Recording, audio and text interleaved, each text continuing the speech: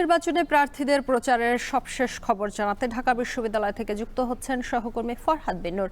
ফরহাদ, এখন পর্যন্ত কোন কোন প্যানেলের প্রার্থীরা প্রচার চালিয়েছেন এবং সেই সাথে জানাবেন কি কি প্রতিশ্রুতি দিচ্ছেন তারা? শম্পা, আমরা এই মুহূর্তে দেখছি যে ঢাকা বিশ্ববিদ্যালয়ের কেন্দ্রীয় জামে মসজিদে জোহরের নামাজ শেষে বাংলাদেশ ইসলামী ছাত্র শিবিরের যে প্যানেল ঐক্যবদ্ধ শিক্ষার্থী, তারা কিন্তু এই মুহূর্তে প্রচারণা শুরু করেছে এবং তারা কিন্তু শিক্ষার্থীদের উদ্দেশ্যে নানা রকম প্রতিশ্রুতি দিচ্ছে। আমরা একটু দেখানোর চেষ্টা করব।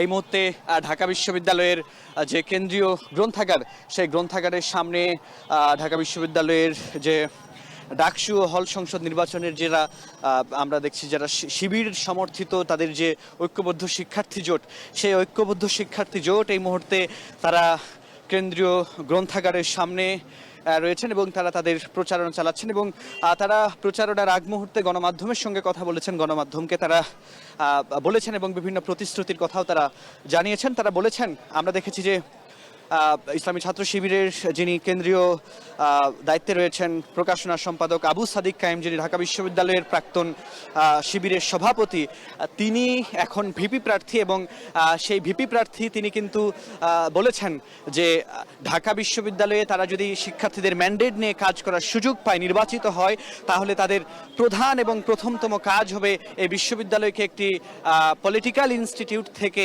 এডুকেশনাল ইনস্টিটিউটে পরিণত করাই তাদের প্রধান কাজ হবে বলে তিনি জানিয়েছেন। এবং আমরা দেখেছি যে জুলাইয়ের যে একজন আহত যোদ্ধা ঢাকা বিশ্ববিদ্যালয়ের যিনি চোখ হারিয়েছিলেন, তিনি আন্তর্জাতিক বিষয়ক সম্পাদক, তিনি বক্তব্য রেখেছিলেন। তিনি বলেছিলেন যে শিক্ষার্থীদের যে যৌক্তিক দাবি, সেই যৌক্তিক দাবি মূলত তাদের প্যানেলের শিক্ষার্থীদের উদ্দেশ্যে কাজ করার ইশতেহার, তারা সেটি কিন্তু বলেছেন।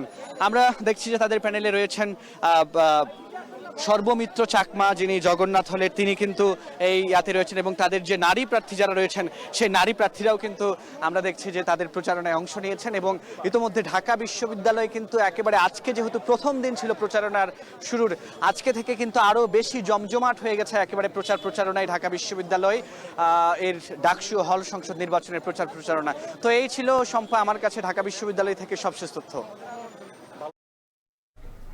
ডাকসু নির্বাচন ঘিরে প্রার্থীদের প্রচার চলছে ঢাকা বিশ্ববিদ্যালয়ে, সেই খবর জানাচ্ছিলেন সহকর্মী ফরহাদ বিন নূর।